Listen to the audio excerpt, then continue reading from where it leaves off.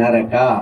ಗುಟ್ಕ ತಿನ್ನಬಾರ್ದು ಅನ್ನೋದು ವಿಚಾರ, ಅದ್ರಾಗ ನಡ್ಕೊಂಡ್ರ ಆಚಾರ, ನಡ್ಕೊಳ್ದೆ ಇದ್ರ ಅನಾಚಾರ. ಎಲ್ಲ ಗಂಟೆ ಕ್ಯಾನ್ಸರ್ ಎಲ್ಲ ಯಾರಿಗೆ ಆಯ್ತದ? ಬೇರೆಯವ್ರಿಗೆ ಆಯ್ತದ? ಗುಟ್ಕ ತಿನ್ನೋರಿಗೆ ಆಯ್ತದ? ತಿನ್ನೋರಿಗೆ ಆಯ್ತದೇನ? ಮತ್ತ ನರಕ ಯಾರಿಗೆ? ಅನಾಚಾರವೇ ನರಕ. ಯಾರು ಅನಾಚಾರಿಗಳು ಇರ್ತಾರ ಅವರು ನರಕ ಸದೃಶವಾದಂತಹ ನಾ ಮನೇನೆ ನರಕ ಆಗ್ಯದ್ರಿ ಅಂತ ಕುಡ್ದು ಬಂದು ದಿನ ಕುಡ್ದು ಬಂದು ಹೊಡ್ಯಾವ ಇತ್ತಂದ್ರ ನಮ್ಮ ರಾಷ್ಟ್ರೀಯ ಬಸ್ಸವ್ರಾಗ ಯಾರಿಲ್ಲ, ಹೊರಗಡೆ ನೋಡ್ತೀವಿ. ಹೌದಲ್ಲ? ಯಾಕ? ಅನಾಚಾರಿಗಳಾಗಿರ್ತಾರ. ಅನಾಚಾರ ಇದ್ದಲ್ಲಿ ಅಲ್ಲಿ ಮನೆ ನರಕ ಆಗಿರ್ತದ. ಬಹಳ ಸರಳವಾದಂತಹ ತತ್ವಗಳನ್ನ ಅಂತರಂಗದಲ್ಲಿ ಅರಿವಾಗ್ಯದಂದಾಗ ನಾವು ಏನ್ ಮಾಡ್ಬೇಕು? ಬಹಿರಂಗದಲ್ಲಿ ಕ್ರಿಯೆಯಲ್ಲಿ ಇರ್ಬೇಕು. ಬಹಿರಂಗದಲ್ಲಿ ಕ್ರಿಯೆ ಇರ್ಬೇಕು. ದೇಹ ಇಲ್ಲದಿದ್ದರೆ ಪ್ರಾಣಕಾಶಯ ಉಂಟೆ ಅಂತ. ಈ ಶರೀರ ಇರ್ಲಿಲ್ಲ ಅಂದ್ರ ನಮ್ಮ ಶರೀರದೊಳಗೆ ಆತ್ಮ ಇರ್ತದ, ಪ್ರಾಣ ಇರ್ತದ? ಇಲ್ಲ.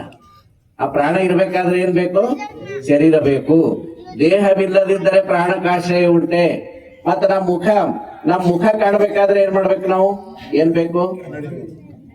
ಕನ್ನಡಿ ಇಲ್ಲದಿದ್ದರೆ ತನ್ನ ಮುಖವು ಕಾಣುವುದೇ ಅಂತ ಕೇಳ್ತಾರ.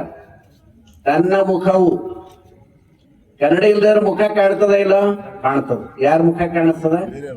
ನಿಮ್ ಮುಖ ಕಾಣಿಸ್ತದ. ನೀವು ವಿಭೂತಿ ಹಚ್ಕೊಂಡಿರ ಇಲ್ಲೋ?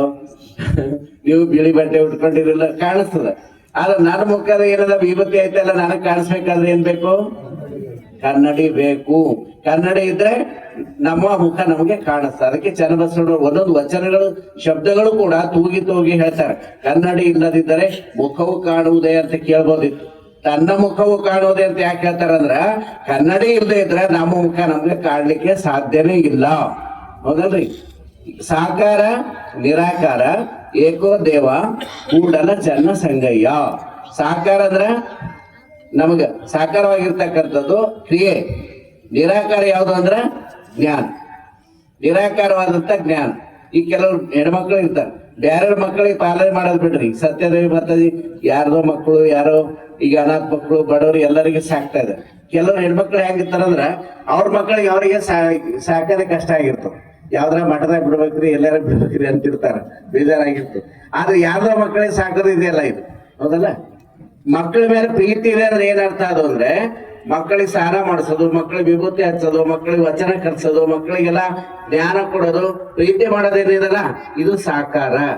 ನನ್ನ ಮಕ್ಕಳ ಮೇಲೆ ಬಹಳ ಜೀವ ಅದ್ರಿ, ನನ್ನ ಮಗನ ಮೇಲೆ ಬಹಳ ಜೀವ ಅದ್ರಿ ಅಂತ ತಿಳ್ಕೊಂಡು ಹೇಳೋದು ಬೇಕಾಗಿಲ್ಲ. ಮಗನಿಗೆ ಯಾವ ರೀತಿಯಾಗಿ ಸ್ನಾನ ಮಾಡಿಸ್ತಾರ, ಯಾವ ರೀತಿ ಊಟ ಮಾಡಿಸ್ತಾರ, ಬೆಳಗ್ಗೆ ಎದ್ದು ಟಿಫಿನ್ ಕಟ್ಟಿ ಕೊಡ್ತಾರ ಇಲ್ಲ, ಸ್ಕೂಲಿಗೆ ಕಳಿಸ್ತಾರ ಇಲ್ಲ, ಅವಾಗ ಜನರಿಗೆ ಗೊತ್ತಾಗುತ್ತೆ ಮಗನ ಮೇಲೆ ಬಹಳ ಪ್ರೀತಿ ಇದಪ್ಪ. ಹೌದಲ್ರಿ?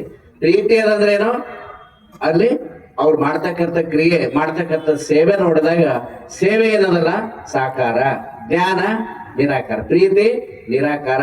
ನನಗೆ ಲಿಂಗದ ಮೇಲೆ ಬಹಳ ಭಕ್ತಿ ಇದಾರೆ ಅಂತ ನೀವು ಹೇಳ್ಬೇಕಾಗಿಲ್ಲ.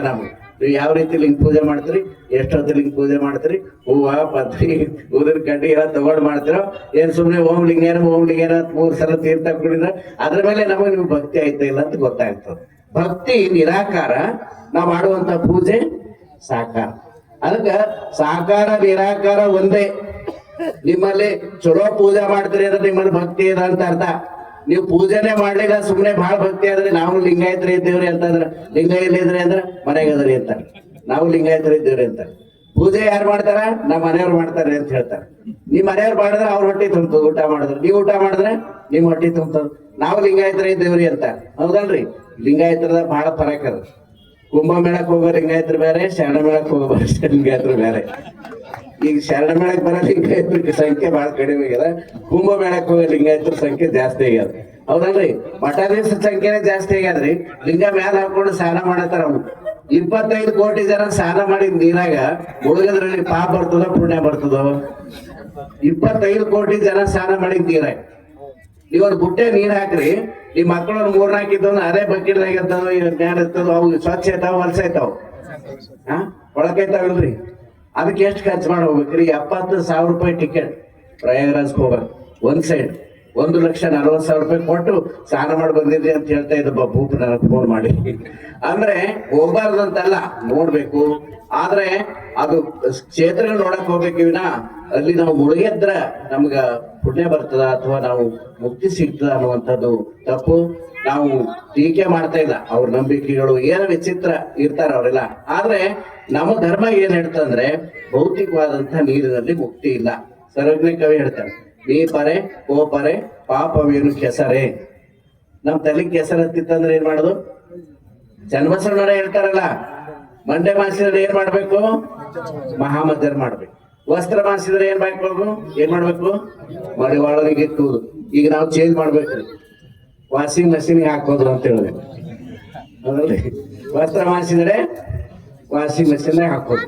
ಆದ್ರೆ ಮರದ ಮೈಲಿಗೆ ತೊಳೆಯಬೇಕಾದ್ರೆ ಕೂಡಲ ಚನ್ನ ಸಂಗಯ್ಯನ ಶರಣರಲ್ಲಿ ಅನುಭಾವ ಮಾಡುವುದು. ಈಗ 2 ತಾಸು ಏನ್ ಮಾಡ್ತಾ ಇದೀವಿ ಅಂದ್ರೆ, ನಿಮ್ಮ ಮನಸ್ಸಿನ ಬಟ್ಟೆಗಳನ್ನ ತೊಳಿತಕ್ಕಂತ ಕೆಲಸ ಎಲ್ಲಿರ್ತಂದ್ರೆ ಅದು ಅನುಭವ ಗೋಷ್ಠಿಯಲ್ಲಿ ಇರ್ತದೆ ಅಂತ ಚನ್ನಬಸವಣ್ಣರು ಹೇಳ್ತಾರೆ. ನಾವು ಗಾಡಿ ಹೊಲ್ಸಾದ್ರೆ ಗಾಡಿ ತೊಳಿಬೇಕು, ಡ್ರೈವರ್ ಹೊಲ್ಸಾದ್ರ ಮೈ ತೊಳ್ಕೊಬೇಕು. ಡ್ರೈವರ್ ಬಟ್ಟೆ ಎಲ್ಲ ಹೊಲ್ಸಾಗ್ಯಾವ, ಮೈ ತೊಳ್ಕೊಂಡಿಲ್ಲ, ಬರೇ ಗಾಡಿ ತೊಳೆದ್ರ ಹೌದಲ್ರಿ? ಗಾಡಿ ಹೊಲ್ಸಾದಾಗ ಗಾಡಿ ತೊಳಿಬೇಕು, ಡ್ರೈವರ್ ಹೊಲ್ಸಾದ್ರೆ ಡ್ರೈವರ್ ಸ್ನಾನ ಮಾಡ್ಬೇಕು. ನಾವು ಪಾಪ ಮಾಡೋದ್ರಿಂದ ಆ ಪಾಪ ಎಲ್ಲಿ ಹತ್ತಿರ್ತದ ಕೊಳೆ ಅಂದ್ರ ನಮ್ಮ ಮನಸ್ಸಿಗೆ ಹತ್ತಿರ್ತದ. ನೀವು ನೀರಾಗ ಸ್ನಾನ ಮಾಡಿದ್ರ ಮನಸ್ಸು ತೊಳೆಯಲ್ಲ ಏನ್ರಿ? ಇದು ಚರ್ಮ ತೊಳಿಬಹುದು, ಅದು ಕರ್ಮ ತೊಳೆಯಲ್ಲ. ನೀರಾಗ ಚರ್ಮ ತೊಳ್ಕೊಬಹುದು, ಆದ್ರೆ ಕರ್ಮ ತೊಳ್ಕೊಳಕ್ ಆಗಲ್ಲ. ಅದಕ್ಕೆ ಅನುಭವ ಮಾಡುವುದು ಅಂತ ತಿಳ್ಕೊಂಡು ಚನ್ನಬಸವಣ್ಣರು ಹೇಳ್ತಾರೆ. ಚಿನ್ಮಯ ಜ್ಞಾನಿ ಚನ್ನಬಸವಣ್ಣರ ಬಗ್ಗೆ ಬಹಳಷ್ಟು ವಿಷಯಗಳು